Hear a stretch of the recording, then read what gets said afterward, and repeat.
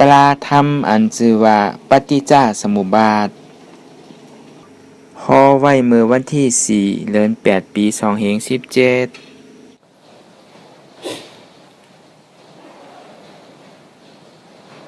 เปิดตาญาณปัญญาสัมมาทิฏฐิ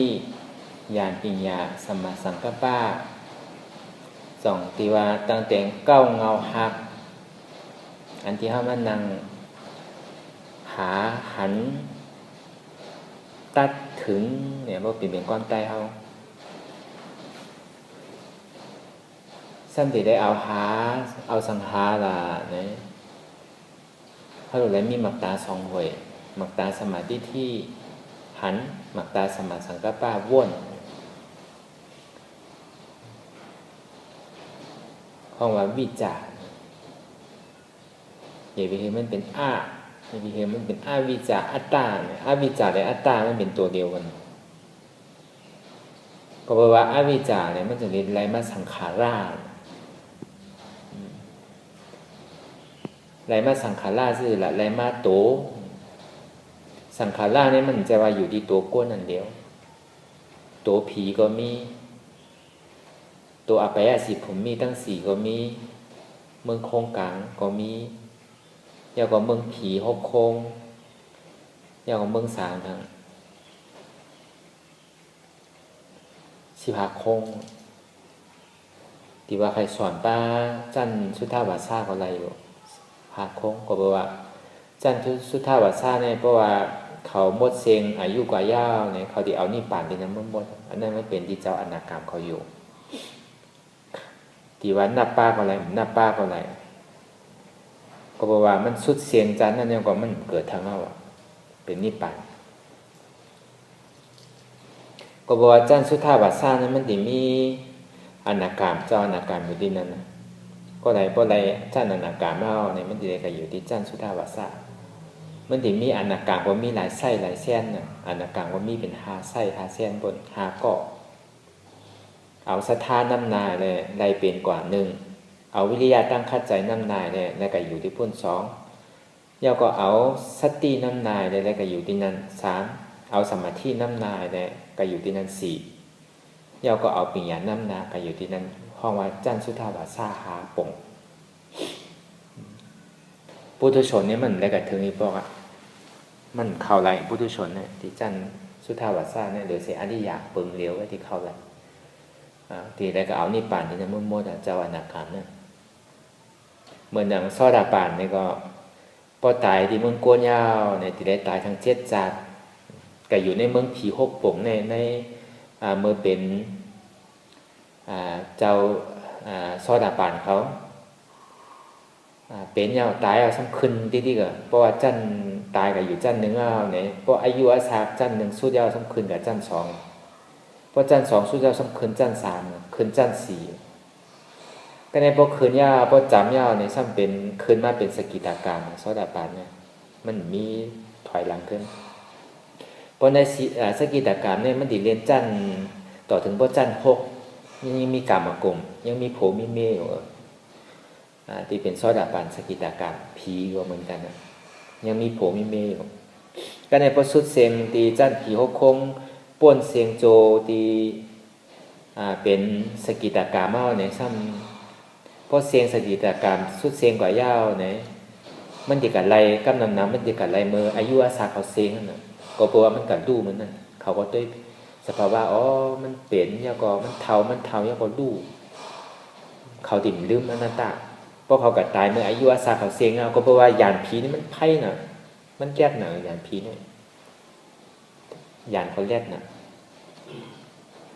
ก็เบอร์สังเบอร์เขายังไปอาศักเสียงซ้ำไรล่ะก็เพราะว่ามันสุขค่าป้นจริงนะมันมีกำเนิดเรื่องทุกค่าเนี่ยมันมีสิ่งที่กำเนิดอันลองเจ็บลองแกนลองต้งลองตอดลองเน็ตลองซานลองนัดลองวาวอยู่ดีกินบ้านนี่มันมีในเมืองผีห้องยาก็มีเสียงเขาพักก็มีหมอยาหมอสังก็มีก็เพราะว่าตั้งทุกค่านี่มันมีเป็นส่วนที่ห้องว่าสุขค่าเมืองผีเนี่ยมันเป็นเมืองสุขะอันเดียวกันเพราะว่าเป็นผีพุทธชนเนี่ยเพราะอายุวาสาเขาเสียงเขาเนี่ยสัมผัสได้ตกบอกขึ้นมาเมืองกล บางปอก็ตกมาเป็นอัปยสีผมมีมันเย่าแต่กุโสที่เขาเฮ็ดไว้เพราะมันเสียงเตอมันถูกตีมาเป็นก้นขึ้นมันสัมปอกมาเป็นก้นขึ้นก็ในพอเงินเขาเสียงวุนที่เขาเฮ็ดไว้กุโสที่เขาเฮ็ดเสียงยาวในสัมปอกขึ้นตกอัปยสีผมมีก็เพราะว่าพวกกุโสเสียงบ่ยาวเนี่ยมันพัวที่เอาอย่างยักษ์เป็นตะลาเมื่อมันติดตายนั้นมันจะคุกใจอะไรที่มันในเฮ็ดพิษเฮ็ดเปิงพอยาวกว่าสังกา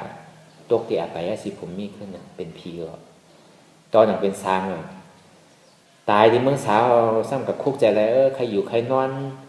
โดยเฮ็ดโดยหาสังกินโดยอยู่โดยนอนที่แก่อันนี้แก่เปี่ยวเนี่ยถึงมันหมด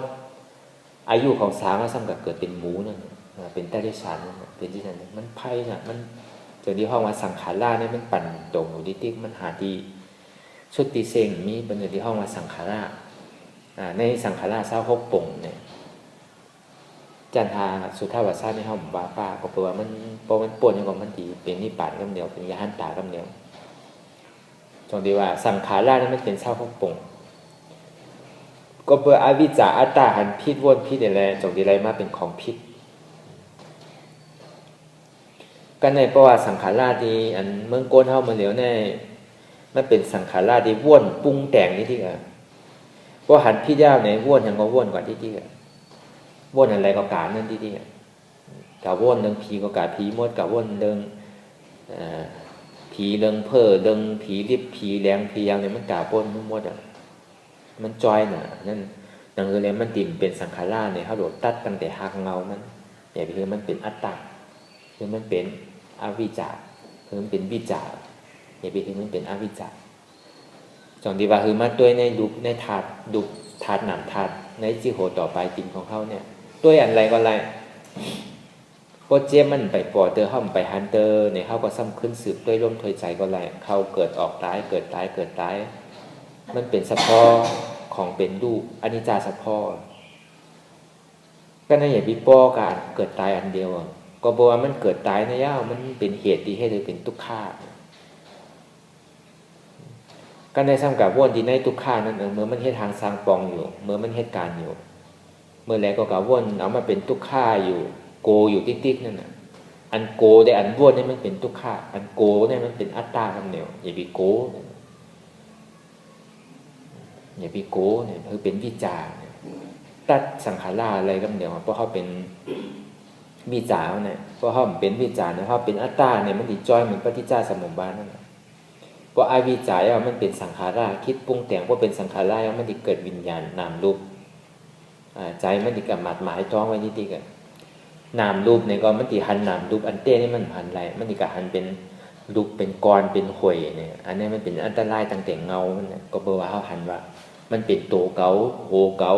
มือเกาขาเกาเนี่ยเพราะว่าเขากับว่ามาเป็นโคเกามือเกาขาเขาสังขารราชแต่ง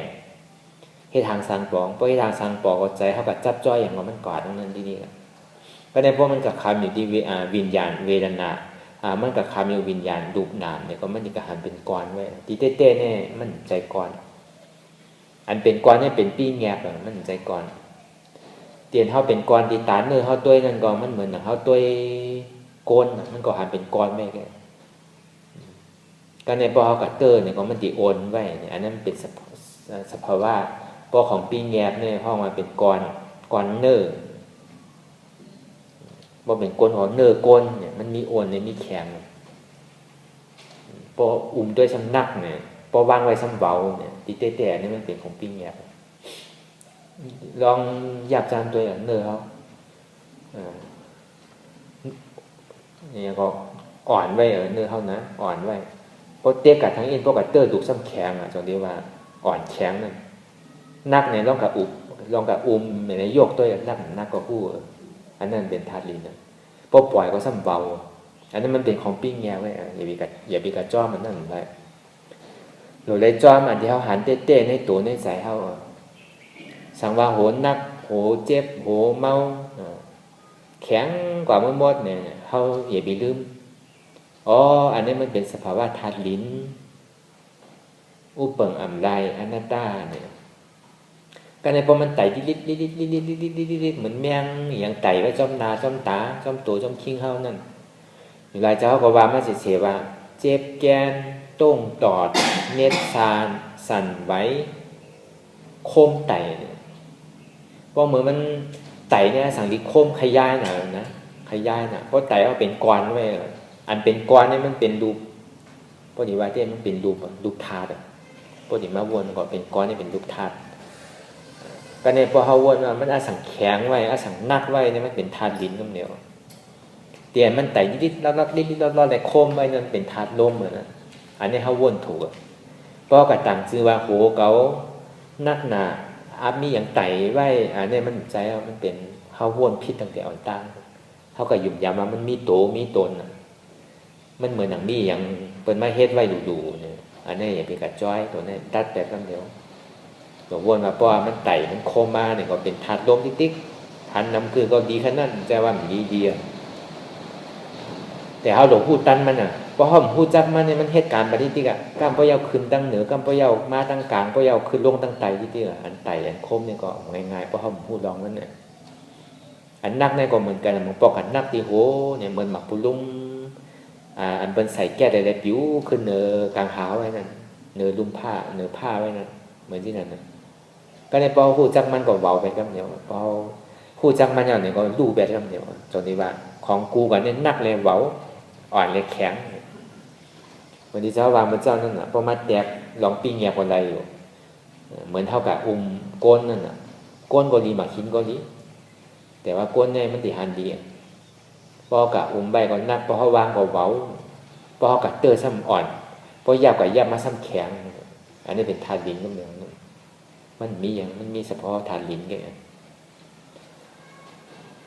เป็นธาตุดินแค่เหมือนเขาหันมาเนี่ยเขากับยับตัวพอกับยับตัวก็โน้นไว้แข็งไว้พอยกมาก็นักไว้พอวางซ้ำเบาเนี่ยก็ในพอมันตายกับมาปัดเนื้อถือเนื้อมันซ้ำ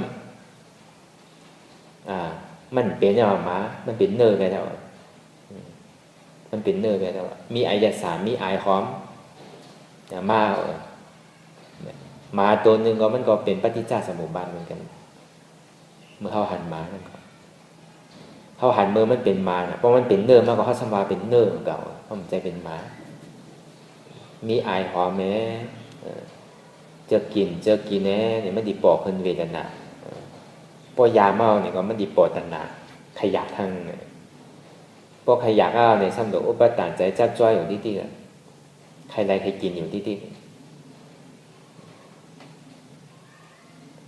พอใจจับจ้อยเนี่ยมันดีเกิดภาวะมันดีเป็นจาติจาระมรณะพอยาวก็เหมือนแต่เมื่อหมดก้นก็เหมือนซัดก็เหมือนก้นเมื่อหมดพอมาหมอวนตัวนี้ตรงที่ว่าตาวิจารตรงนี้เนี่ยเขาโดวนเขาโดมัดหมายต้องเขาโดวนตั้งแต่เงามันก่อจ้างเงามันกำเดียวเพราะกำเดียวก็กวายทั้งหมดกำเดียวเพราะวิจารเกิดอัตตาเกิดสังขารเกิดใจพ่งผิววนกะกูเจอกูลองเพราะสังขารเกิดวิญญาณเกิดเพราะวิญญาณเกิดย่านามรูปมันมาเนี่ยมันสัดไต่กันมาเนี่ยเพราะนามรูปเกิดย่าเนี่ยเกิดเป็นสลายยตนะเสียงเขาเลยยินเนี่ยก็กระถางเมียวหนึ่งมาบอกตาที่เขาลาบเอากับหันใจหันเนื้ออายที่เขารวมอยู่เนี่ยก็สังเหมือนมีเสียวอันในไหวเสียวหน้าไหวเนี่ยอันนี้มันเป็นอวิจารให้ทางสางปองหมดอัตตาให้ทางสางปองหมด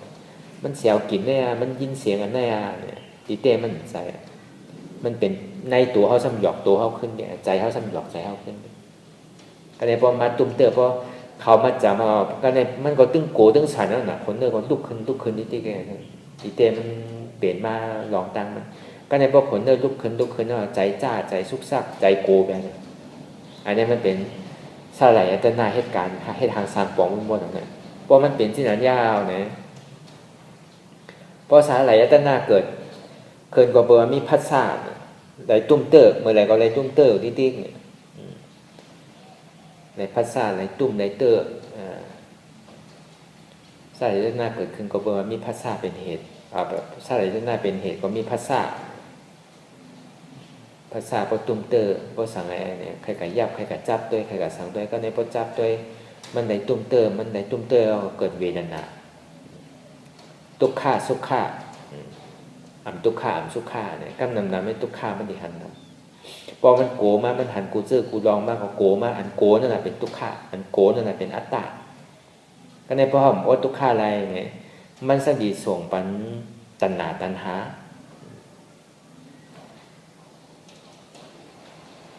ใครเห็นมันหายอยากใครเห็นมันหายก็ในพอใครเห็นมันหายเอาเนี่ยเกิดตัณหาเหตุกับกูเจอกูลองกาวากาเป็นเนี่ยอันนี้ก็อันตรายอุปทานใจจับจ้อยอยู่ที่กระโจมมันหาเนี่ยก็ในพวกกามาตัวเตะแค้นใจกับอีกนึงเนี่ยเบาใจสบายใจกว่าอีกนึงซ้ำยาวซ้ำปอกเกิดขึ้นทางพอปอกเกิดขึ้นทางอุปทานใจจับจ้อยอยู่อันเก่าอันเดียวที่กันเนี่ยอุปทานเรากลับมาเพราะว่าแค่เอาเพราะว่าเอาตรงนี้พอกลับมาเพราะว่าก็จะที่จะด่ามันก็หน้าซ้ำขึ้นตายขึ้นทีละมันหาตังออกอันมันยังหลงอยู่ในป่าในเถินในยุ่งในหาตังออกอัน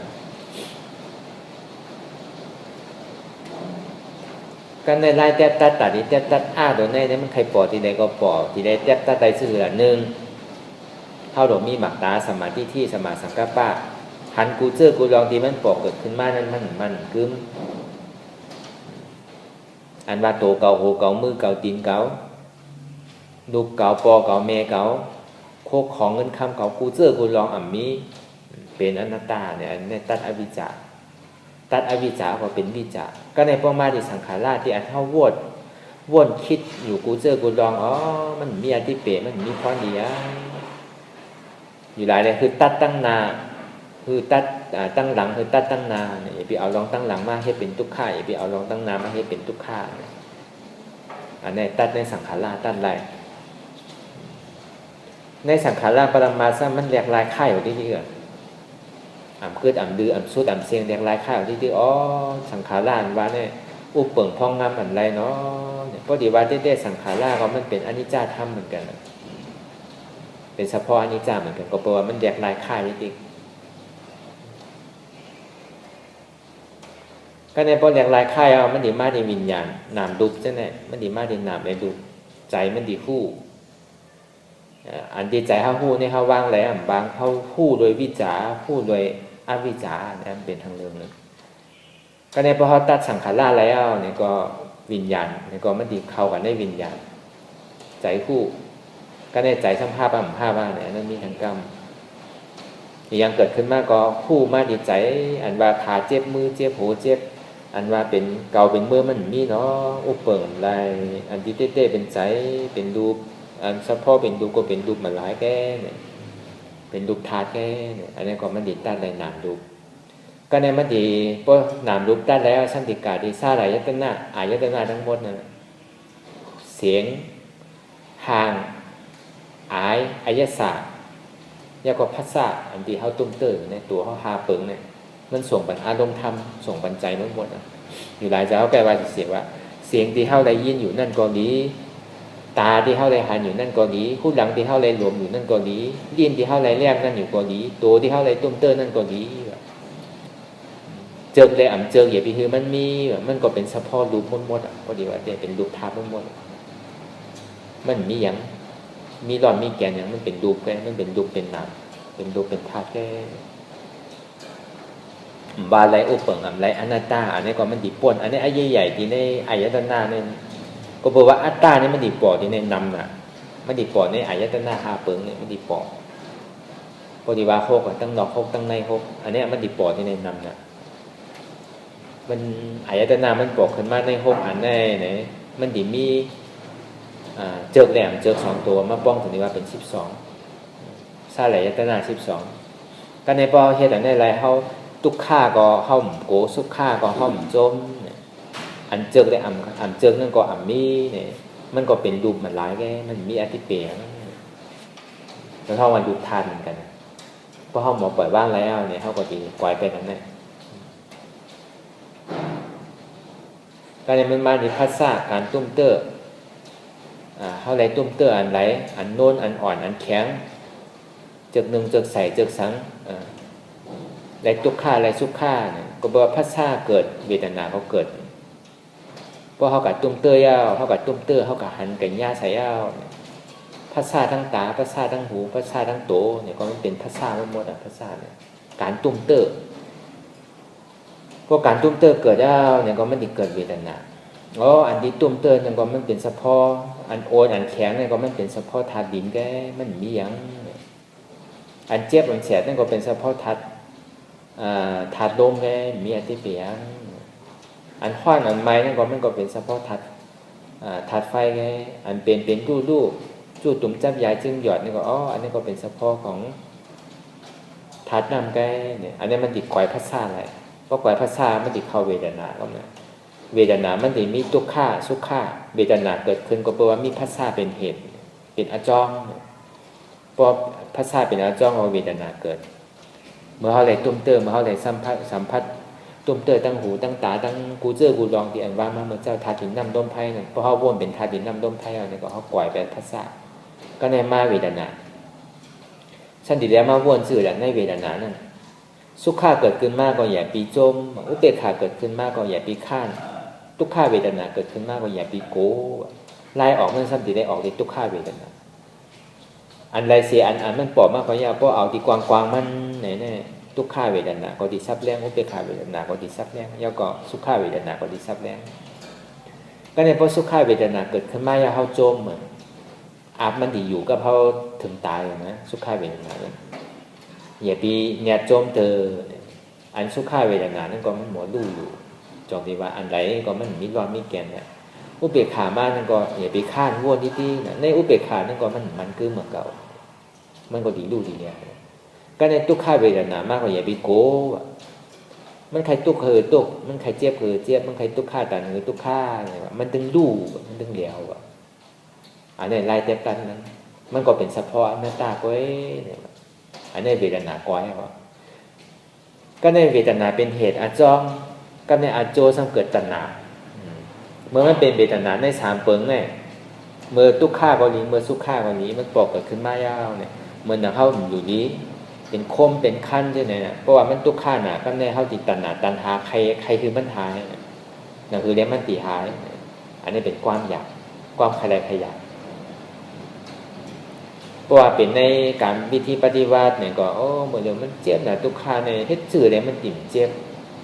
โดยได้ขึ้นบันเนี่ยโดยได้ปลายบันเนี่ยโดยได้ย้ายบันเนี่ยโดยได้ปิ้นบันเนี่ยที่ถือเนี่ยอันนี้ตัณหาที่ทางสร้างปองเขาสร้างโดยได้ไว้ใจที่ถือมันใครเจ็บคือเหมือนที่ว่ามันเจ้ามันก็เป็นดูมันอุปเปิงที่สั่งมันลายห้อมโดยอยากเขาห้อมโดยที่ทางสร้างปองใครอยากได้ใครอยากเงินเหมือนนั่นเขาอยากใครขึ้นเขาใครขึ้นเขาใครหนึ่งเขาใครต้งเขาใครค่ายเขาใครลายเขาใครมึนตาเนี่ยอย่าไปใครแล้วเขาโดยยอมรับทุกข่าที่มันปกเกิดขึ้นมาเนี่ยก็ว่างเป็นอนัตตาเพราะว่ายอมรับทุกข่าเกิดขึ้นมาย่างว่างเป็นอนัตตาเนี่ยก็ไม่ติดกวายเป็นตัณหาความอยากใครไรนั่นใครไรนั่น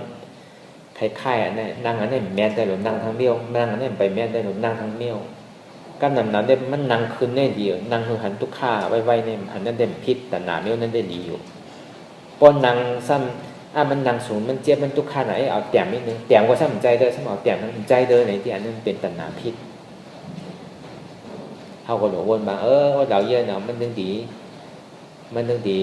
อยากว่าใครเป็นเนี่ยว่าที่เอาเนี่ยเชื่อก็ต่อถึงพ่อยาวพ่อสุดพ่อเสียงใครเป็นสื่อเป็นเนี่ยอันนี้เป็นวิธีตัดตัณหาพอเฮ็ดที่ไหนแล้วเขาติดตัดตัณหาตรงนี้กวายไปตัณหาตรงนี้ก็ในตัณหาเกิดขึ้นเป็นเหตุเป็นอาจอมเนี่ยอุปทานคำจับจ้อยเนี่ยอันนี้เป็นอุปทานเป็นผลเป็นอาโจเขาสำติกวายอุปทานได้ชื่อละอย่าไปกล่าวว่นพิษเปิลอย่าไปกล่าวหันตั้งพิษเปิลอย่าไปกล่าวว่นตั้งนองอย่าไปกล่าวว่นตั้งในอย่าไปกล่าวว่นอันในอันนาคือมันหันอันหนึ่งอันเดียวหันเก่าโดเดียวไปหันตั้งพิษตัวเจ้าเก่าย่าก็หมอปล่อยว่างว่นไรคือว่นบางเป็นอนัตตาอันนี้ก็กวายแบบอุปทานใจจับจ้อยมันดิส่งต่อถึงใจเพราะใครขัดเดืออกเดือใจมันห้าวแห้งนะอุปทานกับจับกันเหมือนหนังดิ้งนะอุปทานเนี่ยใจจับจ้อยทั้งในทั้งหน้าก็มันแบนขึ้นกิ่งหน้าก็มันแบนขึ้นกิ่งหน้า กำแบนตั้งออกกำแบนตั้งจ้านเนี่ยมันจะว่าเสียว่าเมื่อเฮาก็อยู่เฮาเดินกว่าเฮาปฏิบัติกว่าเฮาก็กังตั้งไว้เฮาก็กังพิดตั้งไว้อยู่ในเถินในป่ามหัวที่ออกซื่อๆเนี่ยนี่เป็นอุปทานนั่นเหนือเป็นตัวอุปทานนั่นเองสั้นที่ได้ให้สืบปอกขึ้นมาด้วยลมถอยใจเข้าออกเอาสติเข้ามาอยู่ลมถอยใจเข้าออกเอาอย่างอนัตตาเข้ากับตติเวทนาป้อมไรล่าสำหรับมาด้วยลมถอยใจเข้าออกเป็นรูปเป็นตุกข้าอุปเปิงอันไรเป็นอนัตตาก็ในป้อมมันปอบเป็นอันหนึ่งอันเดียวเป็นเจี๊ยบเนี่ยก็เท่าดอกอนัตตาตาก่อนดีๆเอาอนัตตาตาก่อนดีๆป้อเป็นเช่นนั้นก็ไม่ดีกว่าเป็นอุปทานแน่ก็ในกรรมภาวะมันดีเอาภาวะใหม่ในภาวะใหม่เมื่อใจมันดีเฮาปฏิวัติกันมาเมื่อมันดีเจ็บเมื่อเฮาอดเอาเยี่ยนะอดเอาเยี่ยนะอนุโลมมาอย่างมันเกิดขึ้นยาวนะเพราะเฮามีธรรมนัตตาในใจเฮาเป็นสังมันก็เป็นนั่นน่ะใจเฮาว่นสังก็เป็นนั่นน่ะภาวะใหม่นี่เกิดขึ้นกับเดียวอันเนี้ยอันใหญ่ๆลำลองมันเต้ๆในมือเฮาติดตัดเนี่ยภาวะมันดีเกิด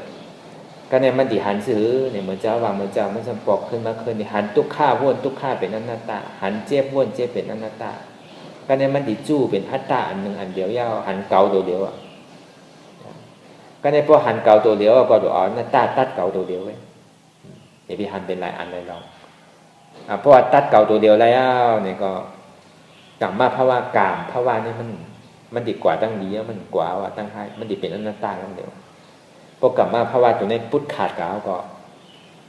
จาตีมันจะเกิดแล้วลงเกิดเนี่ยมันมีสองเกิดตายเนี่ยมันมีสองตายกลับมาภาวะเกิดแล้วก็ตายเกิดกลับมาภาวะกลับมาภาวะกวายกับยาวกรรมอันเท่าที่จะกับเป็นสัตว์เนี่ยกับเป็นวัวเป็นควายเนี่ยกับเป็นผีเป็นช้างเนี่ยมันดีอะไรเป็นเมื่อไหร่เมื่อใจเขาอยู่ด้วยอนัตตามันมีผีมันมีสังมันใจเขามีหกให้ห้าเขากึดพิษกึดสังเขากาใจจับจ้อยสังหนึ่งก็ในเขากาใจจับจ้อยว่าเขาได้เฮ็ดสังก็ตาหน้าว่าศีลาว่าเขายังใจติดตาหน้าศีลาเป็นแห้งใหญ่ในสังเขาเฮ็ดสมถะเลยเขาด้วยลมเขาออกเป็นแห้งใหญ่เลยใช้ลมเขาออกในแก้มมีอย่างพังเพราะเขากัดตายเลยอันที่เขากึดพิษที่เขาเลยเฮ็ดพิษสินพิษสังไหนเนาะปุ๊บเนี่ยก็มันกองร่วมกันตั้งแต่ก็ในเขาจับคุกจับไรตาหน้าศีลาเขาที่เขาไรเฮ็ดไรสร้างไว้เนี่ยก็ในมันซ้ำขึ้นก่อเกิดเป็นก้นขึ้นหน้าจะเอาก่อเกิดเป็นผียาเนี่ยก็ในเพราะคุกจับไรในสมถะที่เขายามเฮ็ดมาเขาออกเป็นอารมณ์มากเลยมันกัดยึดตัวนั่นยาวเนี่ยมันซ้ำกับเป็นช้างด้านหนังเนี่ยมันเป็นอะไรมันดีใจห้องใจจ้าใจดีใจสุขสักใจเกิดโมหะต่อซ่ามานิติอันนั้นเดี๋ยวมันดีลงไปไกลไปหน่อยอันเนี้ยกลับมาภาวะเนี่ยใหญ่ก็ในพอมันลงออกมันจากที่เกิดก็เหนียวมันดีใครเกิดกับเป็นสังมันเกิดก็ในพอจากที่ในปรมาสเนี่ยพออุปทานพอกลับมาภาวะพุทธขาดกับยาวจากที่เกิดใหม่ก็ในตายปุถุชนในตาย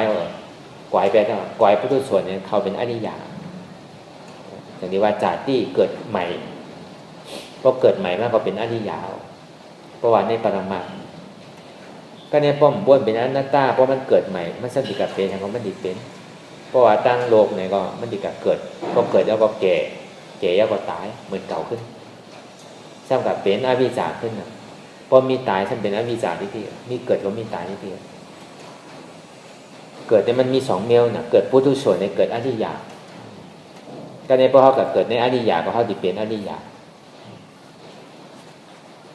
ก็เป็นอริยะยาวจากที่ยาวเนี่ยก็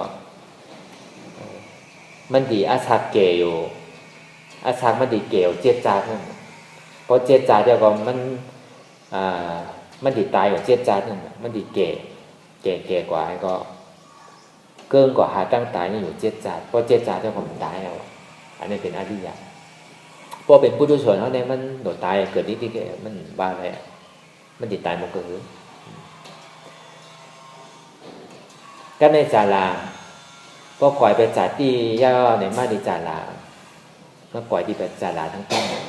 ก็ในจารามันมีสองจาราหนึ่งจาราในปรมาในจาราในนั่นพอเกิดกูพูดว่ามันดีเก่หนึ่งวันเจ้ามันดีเก่ก็ในเหมือนอันเดียนเฮาว่นพิษอ่ะเฮาว่นอยู่พิษอยู่กูวันเฮาเฮ็ดถูกเฮาไม่เฮ็ดแม่เนี่ย พอเหตุมามันนำขึ้นเนี่ยก็มันแก่ขึ้นแน่มันสอนหยาบพอแก่ขึ้นเนี่ยมันติดเข้าขึ้นเนี่ยมันหยาบเพราะเขาปล่อยตั้งแต่เงามากก็เนี่ยพออัตตาแก่ขึ้นเนี่ยพอตายแล้วเนี่ยก็สำกับเป็นอัตตามันใครกาดทั้งหลายมันติเป็นตั้งนั้นมันใครกาเป็นผีก็มันติกามันใครกาเป็นสางก็มันติกามันใครกาเป็นอปายสิภูมิก็มันติกาจริงๆมันกาเป็นทางก็มันยังตึกเป็นอัตตาเนี่ยนะมันติเป็นอัตตาจริงๆกันเนี่ยพอเป็นอนัตตาเนี่ยมันเป็นอดียามันสัมพึกเฮ้กว่าที่เนี่ยมันสัมติแก่ขึ้นเป็นอย่างเป็นสกิตากาอายุอาสาติปอดลงทางสามจานก็ในพวกมันก็ถึงดูมันสัมเหตุการณ์ของมันอยู่ที่มันติเกขึ้นเนี่ยต่อถึงว่าเป็นอนาคาเพราะว่าเป็นอนาคามากเนี่ยก็มันก็ติตายทางหนึ่งจานก็ในพวกมันเหตุไล่ตื้อกรรมมันเก่าเฮ็ดยาวเนี่ยก็ต่อถึงพอมรณะตายกว่าพอตายเอาผมตายเอาเป็นใจยหันตาเพราะในปรมัตถ์ว่าในพุทธสวดก็มันต้องติดตายว่าหนึ่งเจ้าพอแก่เอาตายพอตายสิ่งที่ได้เกิดขึ้นก็บอกว่ามีตายก็มีอวิชชาเกิดจ้อมพอมีเกิดมีตายก็มีอวิชชา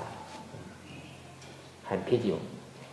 พอหันพิษก็ติดใดของพิษอยู่ที่กันพอตายก็สิ่งที่ใดอวิชชาก็ที่เกิดที่กันอันนี้คือเขาปองไว้ในอนัตตานี่มันดีแต่ถือในอย่างมันปอกเกิดขึ้นมากก็เยอะในปฏิจจสมุปบาทเนี่ยเขาตัดอะไรกูอันน่ะ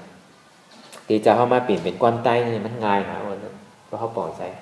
ที่ได้แต่ก็ย่ำหัวว่ามากกว่ามันจำเป็นในปฏิจจสมุปบาทมันหมดแล้วนั่นที่ออกมานะมันเป็นความตายเขาติดปล่อยใจงานตั้งแต่ลายไว้วางใจเขาตั้งแต่เสียงตั้งแต่อันเขาตุ้มเตอร์ตั้งแต่ทุกข้าที่อันภาพนั่นมันขึ้นกับก่อยเป็นปฏิจจสมุปบาทมันหมดตอนที่ว่าคือเขามีหมอกตาสมาธิที่หันเจ็บมันมีสภาวะรูปธาตุห้องมาเป็นรูปธาตุเจ็บแกนตรงต่อเนี่ยสั่นไหวไหมกัดอดแขนสู้ตุ่มจับยาจื้มหยอดอันเจ็บนั้นมันเป็นการมั่นเท่ากับจิ้มได้กับสั่งได้กับอุปเปิงได้เฮ็ดคือมันเฮ็ดการของมัน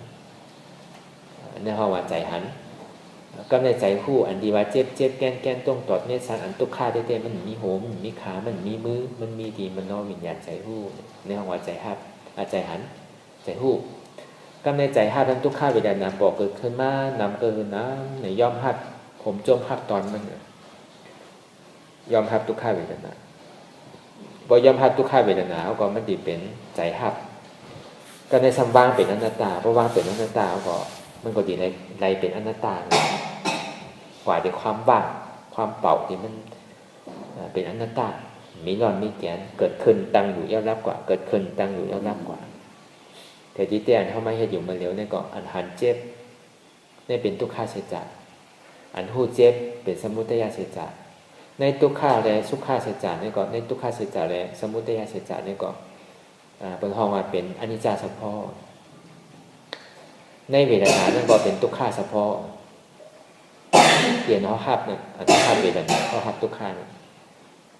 ในอนัตตานี่ก็มันเป็นอนัตตาเฉพาะที่เขาวางมันเป็นอนิจจทุกขาอนัตตากว่ากำเดียวกันในเศษจัดสีฟ้าเนี่ยเหตุทุกข้าผลทุกข้าเหตุสุขข้าผลสุขข้าทุกข้าเศษจัดสมุทัยเศษจัดนิโรธมรรคเศษจัดนิโรธาเศษจัดการเรียนเขาเฮ็ดอยู่เมื่อเดียวเนี่ยมันป้ากันหมดเพราะเขาถิ่นมาวนเขามาแตกเนี่ยมันเฮ็ดอะไรหมดรูปวิญญาณเวทนาเป็นอนัตตาเพราะรูปวิญญาณเวทนาเป็นอนัตตาเนี่ยก็สัมผัสปั่นตรงเหมือนปฏิจจสมุปบาทนั่นอวิชชาเกิดกับสังขารเกิดจ้อยต่อถึงบ่ตายจริงตายเอาเกิดทางตายเอาเกิดทางย่อมสุดเสียงบอกอยู่ในปฏิจจสมุปบาทได้หนึ่งเปิงอิงเนเสอวิชชาเป็นวิจารสองใจนามรูปเตียนมีในปฏิจจสมุปบาทเป็นโตแห้งตาดิชนไทยเห็นมันดุก็แห้งสามโดยได้ออกในทุกข้าเวทนามันมีสี่เปิงเนี่ยเตียนโดยได้ออกซึ่งเราได้เอาในหานะเราได้เอาหมักตาสมาธิที่หาหมักตาสมาสังกปาวนหันถูกวนถูกหันตั้งแต่ที่โคต่อไปตีนั้นมันมีอย่างมันมีสภาวะดูดินน้ำลมไพ่อันที่ใจหู้นั่นก็มันก็มีเจ็บเปิงเหลียวไงมันมีอย่างเวทนานั่นก็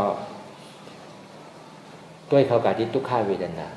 ยอมภาพทุกข้าเวทนาแล้วก็สร้างร่างปล่อยว่างคือเป็นอนัตตาอะไรอันนั้นเป็นการมันมีอย่างอันนั้นเป็นห้องว่าเป็นวิจารแต่ที่ห้องว่าเป็นวิปัสสนาญาณหันเจ็บ ผู้เจ็บอันผู้เจ็บยอมหัดเจ็บนั่นเป็นทุกขาวางทุกขาปล่อยวางเป็นอนัตตาก็ในปมายอทางนี่ก็หันเจ็บเป็นอนัตตาหันทุกขาเป็นอนัตตาก็ในอันที่เขาวนอนัตตาเขาโดยหันเจ็บเตะอันที่เขาวนอนัตตาเขาโดยหันทุกขาเตะเพราะเหตุนั้นเนี่ยมันติดกับจูอันหนึ่งอันเดียวเป็นอัตตาตัวเก่าตัวเดียวยังก็หลอกเอาอนัตตาตัดกว่าที่อันนี้เป็นลายเจ็บตัดมันอันนี้ว่าที่เกี่ยวกับลองปฏิจจสมุปบาทแล้วมันเหมือนกันมันเป็นเหตุในผลมันหมดแกเป็นอาจองอาโจมันเป็นอาจองอาโจที่เนี่ยในปฏิจจสมุปบาทก่อนคือเขาวนยาวๆเขายาวเหมือนเหตุวิบากไพ่เหตุวิบากเทิงอันเขาหันอันเขาวนคือมันเถียงเปี้ยงกันหันอยู่อ่ำวนอ่ำไรวนอยู่อ่ำหันก็อ่ำไรอ่ำต้งอ่ำหนึ่งอ่ำค่ายอ่ำลายอ่ำถอยหลังอ่ำมึนตาอ่ำพื้นอ่ำห้องอ่ำให้อย่าปัญย่อมก้านอัตตาอันติมันจี้มันสั่งว่าหนึ่งแน่พื้นแน่ค่ายแน่ลายแน่ยายแน่มึนตาแน่ห้องแน่ไทยแน่อัตตามันติสั่งนี่ที่อย่าปัญย่อมก้านไว้ใจหัดหานเสสืบต่อการปฏิบัติธรรมสมาธิที่หันสังหันสภาวะเจ็บแกนต้งตอดเนซานสั่นไหวคมไต่ห้อนไม้กัดหนาวนักเว้าอ่อนแข็งสู้ตุ๋มจับยายซึมหยอดอันนี้ห้องว่ารูปธาตุสี่เปิงห้องว่าสภาวะธาตุหินนำลมไพ่อันใดเสียอันในพอมันปอกขึ้นมาคือเขาหมอวนว่างใดหนึ่งเจ็บแกนต้องตอดเนซานสั่นไหวคมไต่คมดิดๆรับๆเนี่ยไต่จำตาอันนี้เป็นธาตุลมมนๆเราวนบ้างว่าอ๋ออันนี้เป็นธาตุลมผู้เปิงอ่ำไรอ่ำใจเก่าอนัตตาเนี่ยก็ในห้อนไม่กัดหนาวเราวนบ้างว่าอ๋ออันนี้เป็นธาตุไฟเป็นธาตุไฟอุปเปิงอ่ำไรอนัตตาอ่ำใจเก่าเนาะเนี่ยเขาวนบ้างที่ไหนก็เป็นนักเว้าอ่อนแข็งเนี่ยปอกขึ้นมาเนี่ยเขาวนว่างว่าอ๋ออันนี้เป็นธาตุหินผู้เปิงอ่ำลายอ่ำใจเก่าเนาะอนัตตาเนี่ยก็ในจู้ตุ่มจับยายซึมหยอบเป็นรูปมันไพ่หนาหันเป็นกรรมคือเขาวนว่างว่าอ๋ออันนี้มันเป็นสภาวะธาตุน้ำผู้เปิงอ่ำลายอนัตตาคือเขาวนว่างที่ไหนก็บอกว่าที่เขาต่อไปตินของเขานี่มันมีอย่างมันมีสภาวะธาตุหลุมน่ะดุธาตุขันธะเพราะว่าเป็นดินน้ำไฟลมนี่ไงมันมีอะไรคือรายนั้นคือเขาติ่มยางตั้งที่ติ่มเป็นอาวิจารเนี่ยคือเขาวนอันนี้เขาวนบ้างนี่แหละเหมือนเขาฮอกาการไฟแดงเราเนี่ยก็กึดกันเนี่ยก็กำได้ไปก็เขาก็ซ้ำบนบ้างก็หันบ้างเนี่ยครับพอไฟเขียวเราเนี่ยก็ซ้ำสืบข้าวตั้งทาง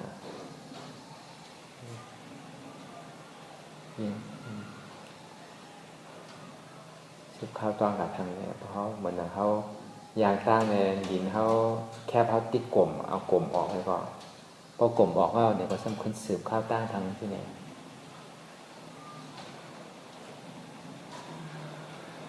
ก็ในเวทนาก็มีใจก็พ่งปิวอยู่หันเป็นไหลอันไว้เจ็บหันเป็นไหลเจอไหลรองไว้เอาสติเข้ามาอยู่ที่ลมเทยใสเอาอนัตตากับตัติเวทนาสติมาอยู่ลมเทยใจวนว่าอ๋ออนัตตาเขาเกิดออกตายเกิดตายเป็นดูก็ในทุกขาเวทนามันดีเหตุการณ์มันดีเหตุหันทุกขาอ๋อทุกขาปอกมันมากก็ซ้ำเอาอนัตตาตัดอ๋ออนัตตาอุปเปิงอ่ำไรเนี่ยบ่มบ่เห็นไรล่าเนี่ยก็ปล่อยเป็นกรรมยาวซ้ำขึ้นเอาลมมาอยู่ที่ลมเทยใจเขาออกเขาเกิดออกตายเป็นดูทำบานไรเป็นทุกขาผู้เปิงอ่ำไรเป็นอนัตตาหมอกสามมินิทานมินิก ก็ในพอหันเจ็บเป็นอันหนึ่งอันเดียวเนี่ยก็ซ้ำสืบข้าวตั้งกันเราเฮ็ดจังได๋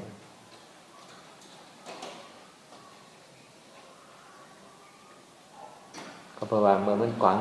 อยู่ในเถินกลางพิษอยู่ในเถิงนั่นในตาในตานั่นเองมันเหมือนลิงเหมือนใจมันฮู้ว่าจะกะเกาะกะเอาที่ใดๆตรงนี้ว่ามันปอกด้วยลมถือใจพอหันเจ็บมาอันหนึ่งอันเดียวเนี่ยก็ซ้ำเอาหน้าตาตัดต่อสืบตัดต่อกว่าทั้ง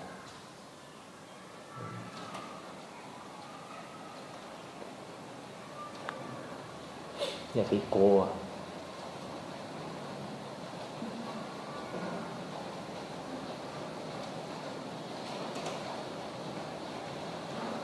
ยอมรับเจ็บยอมรับทุกข์ผมจมรับตอนนั้น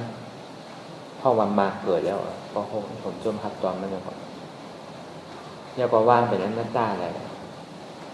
พอเฮ็ดที่ไหนเนี่ยเฮาเฮ็ดเหตุสุขะสร้างเหตุสุขะก็เฮ็ดเหตุสุขะอยู่ติๆเนี่ยก็ผลสุขะมันสิเกิดอย่าไปขัดไล่อย่าไปย้อนขอคือเฮาเฮ็ดการมันบ่เฮ็ดการมันยาวเนาะมันเต็มมัน 100% ยาวเนี่ยมันสิตัดของก้อยมันน่ะเหตุทางเราอาจารย์ทุกข์หลงมันสิตัดขาดกับของก้อยมันน่ะพอตัดขาดก็เป็นอนัตตาห้องวันนิโรธาสัจจะ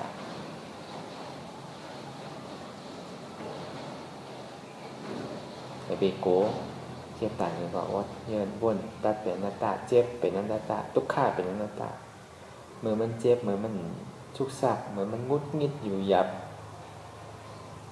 อันนั้นมันเป็นตัวทุกข์คำเดียวอนัตตาอนัตตาอนัตตาจริงๆปีการเดิมมันถึงขิงเดิมแล้วอย่าไปคานวนๆดิๆหาการให้มันให้ดิๆอย่าไปลืมคือคู่คือตื่นก็เหมือนเขาอยู่กับปัจจุบันอำคิดตั้งดังอำบ่นตั้งหนาผู้สังผู้เจ็บผู้สังผู้ทุกข์บ้างเป็นอนัตตาแล้ว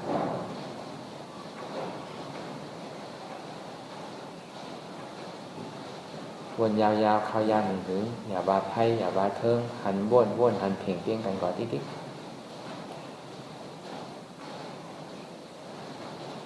อัตตามันติดสั่งติ๊กกันนึงไงอำนึงโต้งไงอำโต้งค่ายเลยอำค่ายได้เลยมันยากได้เลยมันได้เพื่อนเลยอำเพื่อนมื่นตาเลยมื่นเนี่ยห้องเลยห้องไพ่เลยไพ่อนัตตาอย่าไปเอาใจเอาว่าอย่าไปเอามันสั่งติ๊กมันได้เขาเราเอาทำว่าเอาอนัตตาหยุ่มยำเลยเสียหน้าตาตัดก่อนที่ถึงไว้ใจอาถานสืบต่อการปฏิบัติธรรมคือมันประเยาตัวหลีนั้นคือสภาวะมันประสุดเสียงเก่งหายกว่าไว้สืบเหตุการณ์ก่อนทำลองตั้งอันเป็นอยู่กูเจอกูอย่างอย่าให้คล้องขำไปที่ใจหูถอดถอนออกที่ใจหูให้มันออกเสียงก่อนสภาวะอันใดก็ดีลองตั้งอันใดก็ดีอันเกิดขึ้นมาที่ตัวที่ใจเสื่อนั้นถอดถอนออกที่ใจผู้ให้มันออกเสียงสภาวะดุธาตุสี่เปิงเสื่อนั้นเจ็บแกนต้งตอดเนสานสั่นไหวก้มไตห้อนไม้กัดหนาวนักเว้าอ่อนแข็งจู้ตุ้มจับยายจึมหยอดสภาวะลูกธาตุสีเปิงตีอันมันให้ทางสร้างป้องแหลกลายค่ายอยู่อ่ำขึ้นอ่ำลึกอันนึงเย่าอันนึงปุ่นปิ่นแหลกลายอยู่ห้องว่าเป็นสังขารานั่นนามคันธากว่าหู้ซ้อมเตียนเข้ายึดไว้ว่ามีโตมีตนติอัตตายึดถือยึดมันไว้นั่นคือเขาหมอปล่อยว่างเป็นอนัตตาแล้ว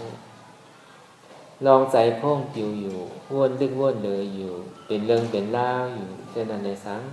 คือเข้าถอดถอนออกที่ใจผู้ให้มันออกเสียงก่อนยอมเกิดยอมออกยอมลงอันเฮ็ดให้เฮายินดียินให้เสื้อนั้นอารมณ์เสื้อถึงใจถึงข้อไว้ที่มันยึดไว้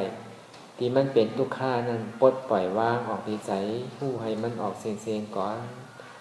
ลองเสื้ออันเป็นทุกข้าแลลองย้อนถึงใจหลายๆอย่างอันเกิดขึ้นมาที่ตัวที่ใจเสื้อนั้นปนวางยาเสก่อนก่อยๆค่ายย่ายลายเหนือพื้นลอยพอเย้าไหนก่อยๆเปิดตามืนตาลอยได้เป็นการปฏิวัติธรรมค้นหายอดธรรมอันเกิดขึ้นตีโตที่ใสอำนั้นค้นหาเหตุหากเงาอจองทุกขะลงนั้น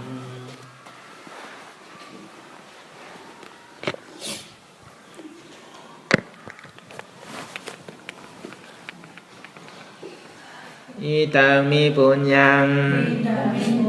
อาสวัคยังวหังโหตุมาปุญญาภากัง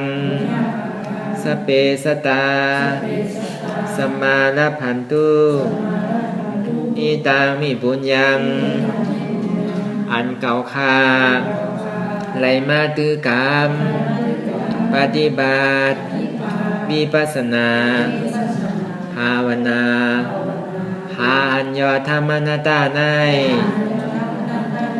อาสวัคยังเป็นอันเตดแซบแต่เป็ดอาสวะสีเปิงเสียเย้าแล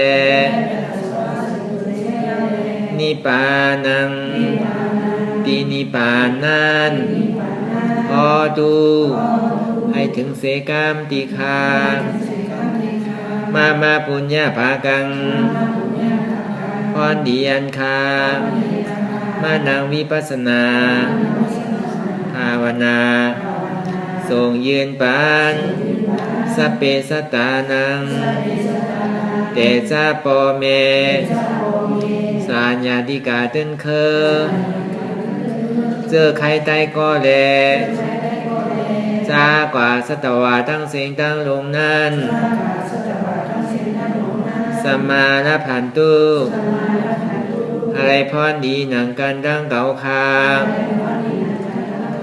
ตั้งเสกเสกรรมติคาเนาะสาธุสาธุสาธุ